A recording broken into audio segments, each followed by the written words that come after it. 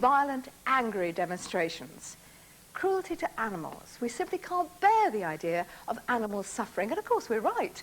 There's no argument if the animal's a pet, even if the animals are on a farm. But what about medical experiments? Have humans the right to experiment on animals in order to protect ourselves from suffering or illness or disability?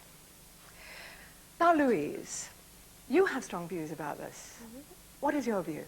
In 1986, August 1986, my son Daniel was born.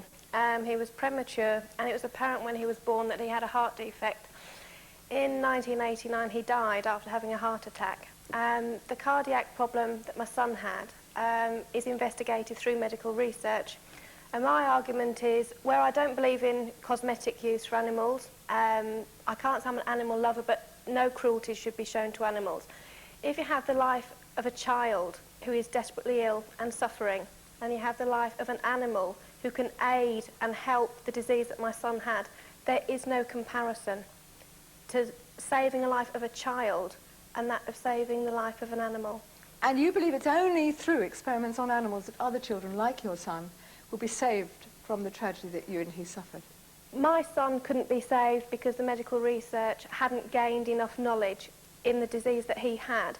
But without the medical research, if I was to have a child in 2 or 3 years' time and they had gained nothing, without the opportunity and the insight, children like mine might as well be put down at birth because there is no hope. And people who stop the research, they are stopping the lives of children who are suffering. So it's the lives of children as against the lives of animals. Sir? I disagree, and I think Louise is simply going along with what she's always been told, that animal research is necessary. I belong to a group of people who have investigated the research into their own illnesses. What illness do you have? In my case, I was hit by a car, had a bad blow on the head, and I get depression, and I've got crippling osteoarthritis. And we've found that the money spent on animal experiments is simply a waste of time. We will get proper research. If we abolish these experiments, we will get proper research which will find cures better. Well, wait a minute. Let me ask Professor Martin, because you're involved in medical research. Tell us what kind of research you do. As a doctor, I look after young men and middle-aged men who die of heart attacks. And when I look at the heart of the man after death at post-mortem, I get no idea of what caused that heart attack. I can see certain cells are involved, but I don't know what happened to them. And I know from very good evidence from the American Army in Vietnam, for example, that young soldiers dying age 20 already have the seeds of the disease there. And if I'm going to prevent that heart attack occurring, I know that it's associated with smoking, with cholesterol, with lifestyle, but even when I decrease those in a population, as in Finland, still heart attack is the commonest cause of death in European population. Do you perform experiments on animals? Yes. You do? I do. Let me tell you exactly what I do. In order to find out what happens to the young man's arteries as they get older, causing heart attack, I expose rabbits, for example, or rats, to a high cholesterol diet, and I see what happens to their arteries over the same time course. Now, I've tried to use computers. I do that. I've tried to use cell culture. I've done epidemiology. But I can promise you that those animals tell me an awful lot about what happens to men. Madam, I'm just coming up, yes? Why haven't you got any further when you're killing so many animals and putting them to all this stress and strain? How is it you've got no further? And it's the same with cancer research. They've got no further, and they're torturing all these animals every year. I object to saying that I torture animals. I do these experiments under... Oh, let him answer it. Okay. I do these experiments under very strict government regulations with a Home Office inspector watching me. Home Office now, visits these places once a year if you're now lucky. Look. And when they go there, You've got a case of like Professor Fehlberg. He's incontinent. He can hardly see what he's doing. He was allowed to carry on experimenting at 80-odd years old. Do you know when the inspectors are coming? Do they just... No, I don't know. But I'd like to tell you where we made progress very rapidly last year and probably saved children's lives through animal experimentation. May I tell that? Please, Esther? yes. We were looking at the hearts of rats to see how a gas called nitric oxide might make them not function properly. You had to kill the rats, presumably, in Yes. order to examine their hearts. And what lesson did you learn from it? We learnt that the rat heart was like a human uterus because they're both muscles with a hole in the middle. Did this mean and that they you both could contract. save babies? And this meant that the thoughts that gave us, the experimental evidence that gave us, allowed us to go to the obstetric unit in the same hospital and stop women having premature birth by stopping the uterus contract, just like we saw the rat heart stop contracting. So you saved babies' lives that way. We Now, saved isn't babies' that worth lives, it? yes. You might have tried it out on rats, but ultimately you've got to try it out on people because Of what you do course. with rats for Of doesn't. course, It's not relevant. obviously. So Yes, why- obviously. It has to be tested on people eventually. Absolutely, I agree So with you why, entirely. why test on rats? It's irrelevant. Because I could not have taken out human hearts and looked at the effect of the gas on the heart. The rat heart is very like the human heart, and I can learn very good lessons from it. I don't accept that. Right, hold on. Coming. Yes, yes. Wait a minute, sir. Yes, I'd like to say that vivisection is a complete fraud. It's based on a methodological error. There are people who are earning a very comfortable living out of vivisection. It is based on a fraud, or it constitutes a fraud, because you cannot extrapolate from an animal body to a human body. There are so many imponderables. All you need is one amino acid difference in a protein, and it will completely throw your experiment. And there are thousands of amino acid differences between animal species and the human being. So you- there is no wait, guarantee. So you that- didn't hear, you didn't listen to what the professor said? I did listen. He has no guarantee that what he finds in a rat will be applicable to man. It is But it is pure... highly likely. That is not good enough. Likely is not science. It is good Likely enough. not It is. science. I've got a rare genetic disorder of the central nervous system, and I formed a patients group to defend medical research that uses animals, because that research is my only hope. Without it, I'd just well be dead. And that's the sort of reply I get. It's a birthday card Sent to you, on my birthday. and it says, goodbye from all of us. The rat race won't be the same without you. Have a good funeral. Yeah. So is this from somebody who disapproves of your Animal rights, yes. Yes? I get many pieces like that. Do you and- actually like animals? I do, I very much do. I've got pets of my own. What I would like to make clear is that no one supports cruelty. What we're talking about at the end of the day is people or animals. Yes. Now, Esther, there are some people in here, I dare say, who would rather save the life of a mouse than a man. That is perfectly fair enough. I have nothing to say to those people except good luck. But I am sorry. I think I am worth more than a mouse. I think. And what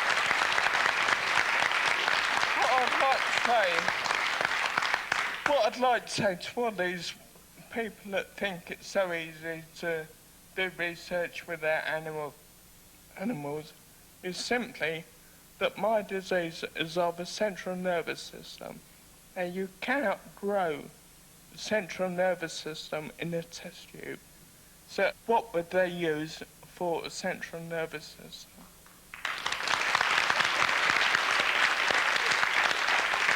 Can you answer that, sir? If you were going to research into a treatment that might help Andrew, who has Yes. this disease, Friedreich's Well, ataxia, how would you research it? Yes, everyone feels great sympathy for Andrew, of course, and we don't want research to stop. But if you have a research method which is totally unreliable, you're not going to advance your cause or other sickening people's cause at all. The fact is that many people are sick because of drugs which have been tested on animals, declared safe, pushed onto the market, and then damaged. It may well be that you are damaged, unfortunately, because of drugs taken by your parents. One doesn't know. I was not. I've never had a drug in my life. Sir, I'm a GP for 30-odd years, and when I entered general practice, I remember Churchill's words when he said, give us the tools and we'll finish the job. I went into practice and I found I had about perhaps 20% of the tools I required to cope with the serious disease with which I was faced. I now have something like 70 to 75% of the tools I need, and I know jolly well that the tools are being given to me as a result of animal research and nothing but.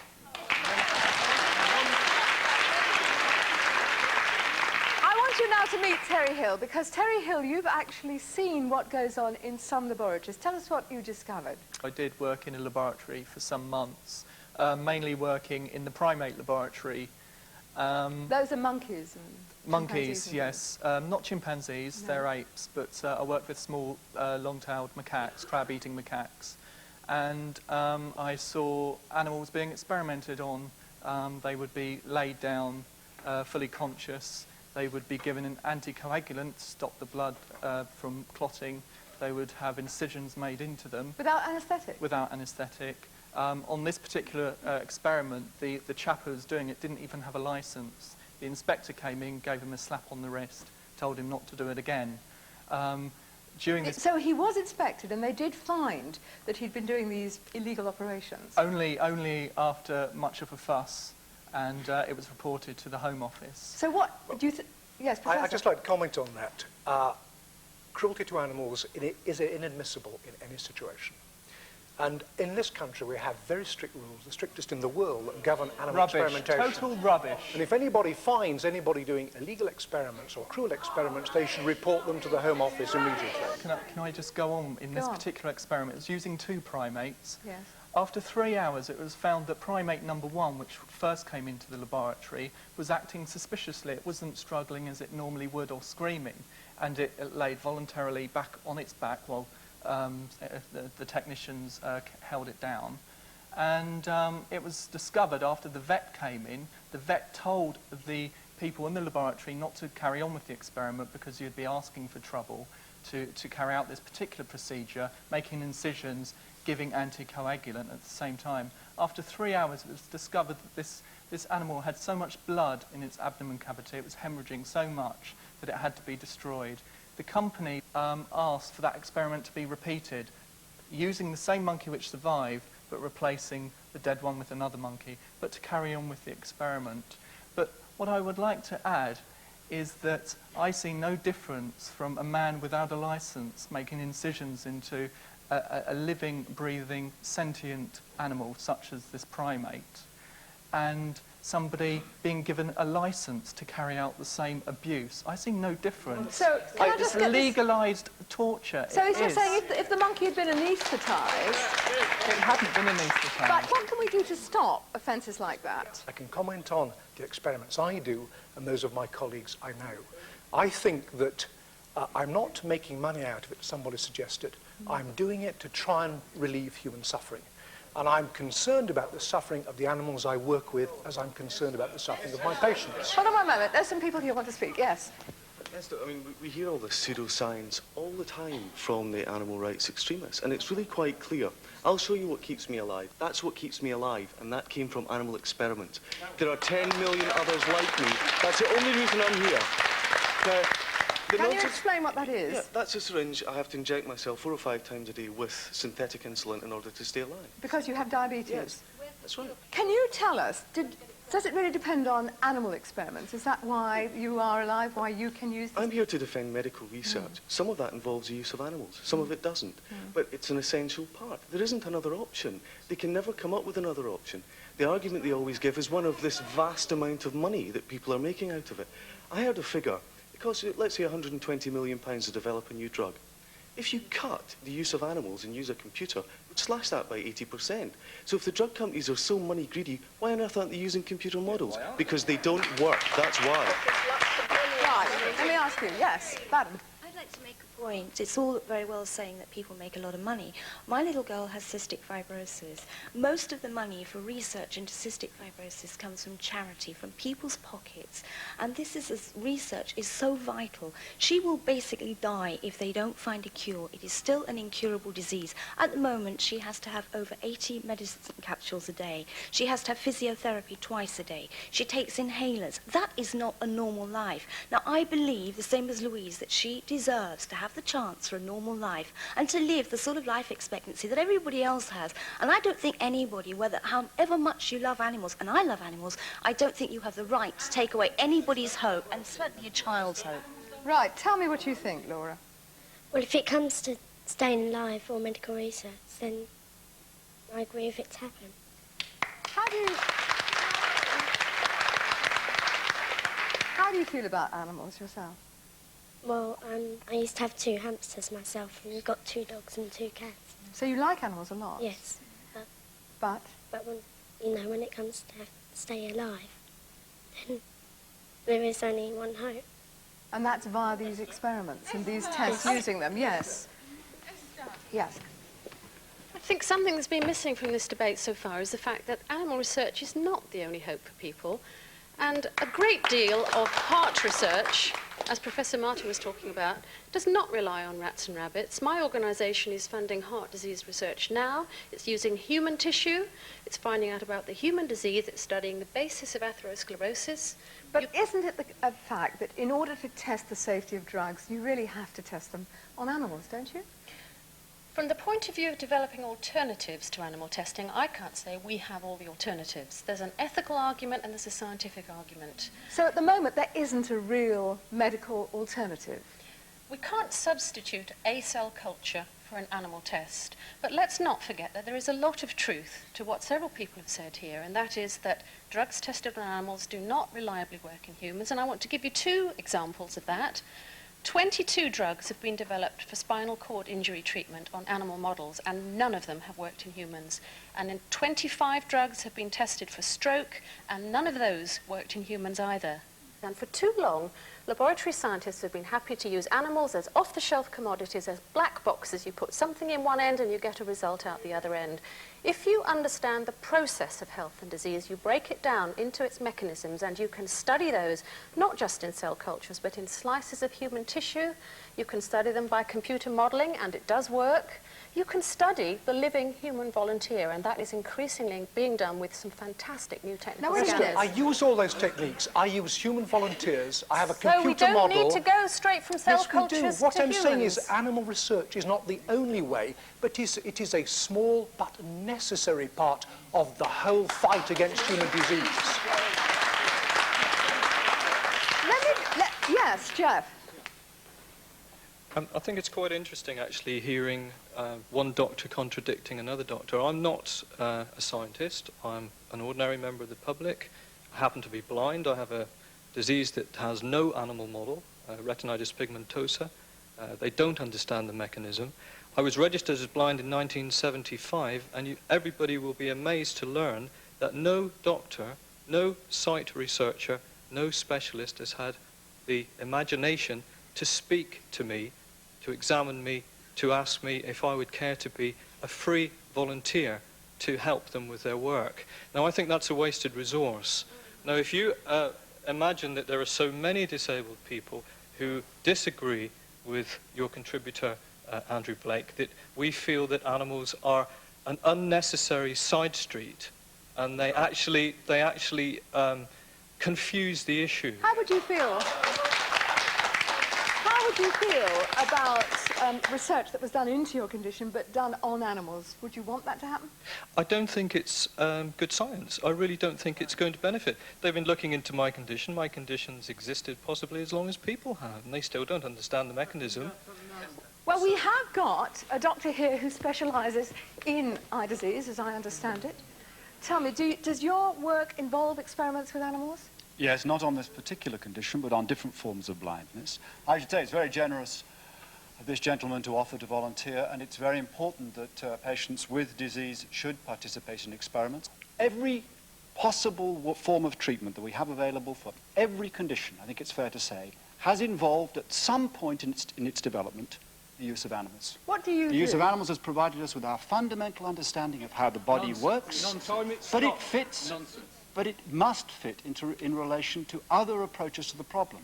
The law requires that animals cannot be used where there is an alternative approach available. It would be illegal to do so. Tell us but what animal you research, do. when it's essential, and the number of animals used in research is constantly declining, I'm very glad to say, but when it's essential, it takes its place amongst the spectrum of other approaches available to doctors and scientists Now to you approach the say, problem of disease. you're glad to say the number of animals used in research is Absolutely. reducing, but you yourself do use them. For some of my work, yes. And what do you have to do to them? I'm interested in how the visual parts of the brain work, and particularly how they develop in young children. I study young children. I also study young cats and young monkeys. Because it would be the normal experimental procedure that's involved. Yes, I'm trying to, if you let me. He is going to tell us what he does, yes. Normal kind of normal experiment that involves animals, because not all of my work does, would involve anesthetizing the animal, previously untouched and unharmed in any way, anesthetizing the animal, recording from nerve cells in its brain while it's continuously anesthetized, and there's no way of doing that in a person or a child, in order to discover how the visual parts of the brain work. At the end of such an experiment, the animal is killed without recovery, and sections are made of the brain to find out where the electrode has gone. Now, I'm very sorry that that involves the death of an animal, but I know that it doesn't involve the suffering of an animal. Now, there's an important debate here, and I'm very glad that the people are here discussing it, but that debate is not advanced by sending bombs to people, like the bomb that was sent to my home, for instance, that could have killed my children if it was opened. I'm sure I hope that we can all agree on that. What else has happened to you as a result of your operations? The major progress is that in many parts of this country and in the United States and France, there are now screening programs to look at young babies, not kittens or monkeys. The work has moved on from that, to look at young babies to see whether the conditions are present early in life that we now know from the animal work will cause this condition. So you believe you will save sight through these absolutely, experiments? and the kind of condition that I work on involves 3% of the population. It's 1 in 30 children who develop this form of partial blindness. Well, let me ask, who thinks that it's still not worth it? Do you think it's still not worth it, madam? Bernard Shaw said that he who vivisects does not hesitate to lie about it. He sews up the eyelids of kittens. Did he say that? He didn't tell people that. He actually takes tiny kittens and takes away their eyesight. I don't think that's justifiable. We're all animals. We all suffer pain. We all suffer fear. We all have the right to live. We have the power to experiment on something that's weaker than ourselves or something that we think is inferior, as they did in Nazi Germany. But we don't have the right. And there are other, more dependable, other ways of medical research that do not depend on the torture of living creatures. That is immoral. That is not acceptable. Now, quite clearly, it's this kind of very strong feeling that motivates some of the violent demonstrations in this country on behalf of the safety of animals. Nancy Phipps, more than 1,000 people went to the funeral of your daughter Gill in Coventry after she was crushed by the wheels of a lorry carrying veal cars for export. You were actually there at that demonstration yourself when she died. Did she feel as strongly about medical experiments? She did. She felt strongly about all cruelty to animals. As a family, we all care deeply. We've campaigned for 11 years, and Gill's death it's a sacrifice I wouldn't have given. But having said that, we are not going to stop fighting for against the cruelty to animals. And if these places of where the vivisectors are, if they're so marvellous, why don't they open the doors and let us all see them? Right, now Zach, you're Gill's brother. You demonstrate, don't you, against cruelty to animals. Do you use violent means? Personally, no. Anyone who knows me knows that I'm a very non-violent kind of person. But can I say, Esther, there are wider issues at stake here. I feel that as a society, we must not start justifying violence, whether it's to animals or people. We must say no to violence all the way down the line, whatever the reason behind it. That includes torturing animals. That includes the whole area of vivisection. Right, let's take you through that. That includes torture of animals. Does it include sending bombs to doctors? I wouldn't dream of sending a bomb to a doctor personally. Does that include calling doctors torturers like the Nazis? Well, I think if they are torturers, then we should be able to speak the truthfully. For instance, Mr. Blakemore there, he's been torturing animals for 20 years and he still hasn't done what he said he was going to do. Would you really equate him with a Nazi when he's explained to you that his purpose is to save the sight of babies? Well, that's just talk, isn't it? He says that's to save talk. The truth is he's been on torturing animals 20-odd years and he still hasn't done anything, Esther. It's all just talk. But he says he has. He says he's discovered things which may well save the sight of babies. May well, but he hasn't. He hasn't saved the sight of babies. He's just destroyed thousands upon thousands of animals. He's well known. Right, hold on a minute. This gentleman's had his hand up for ages. I think what people should be aware of is since we have started testing drugs on animals, more people than ever before are dying. Human disease has actually gone up astronomically since we started testing drugs on animals. It's been calculated that animal-tested drugs are now killing the same number of people who are dying on the roads every year. Now, if animal research is so reliable, if animal research is so safe, how on earth can there have been so many animal disasters from these drugs? Right, madam. I'd like to say we haven't actually gone back to the issue of the animals, how they are treated when they are there. This doctor said he didn't once mention harming the kitten's eyelids without them being under anaesthetic. He didn't say he tortures them, and I don't believe he does. There are many places that do, and I think there should be far greater restrictions on those and a lot more effort put into finding them out. I love animals, I love cats, but I'm sure any of these people who are saying we shouldn't do it, if they were faced with their own child or mother and the choice of their pet, they would give up their pet. So what we're really saying is it's very important to make sure that the way these tests are conducted is within the law and doesn't cause suffering. Yes, sir. Well, I think we have to bring it back into the real world, really. Like Colin Blakemore, I've just finished an investigation how an 8-year-old daughter has been threatened with death by people who I consider to abuse animals.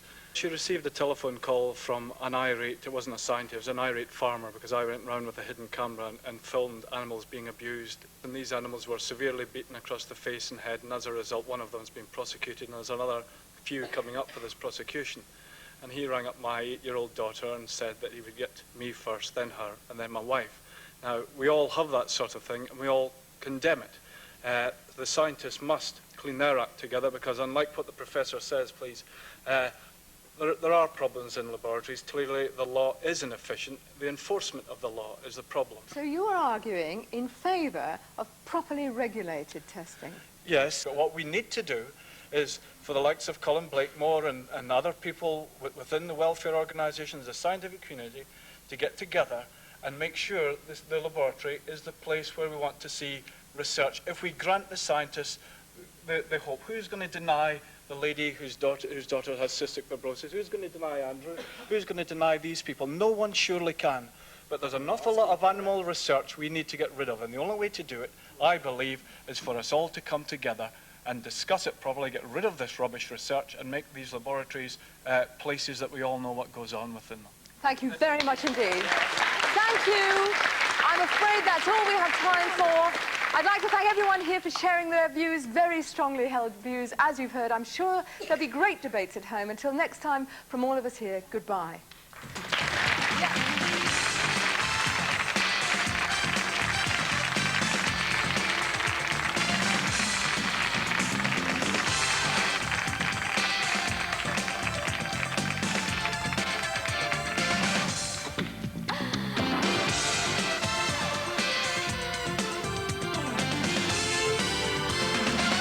And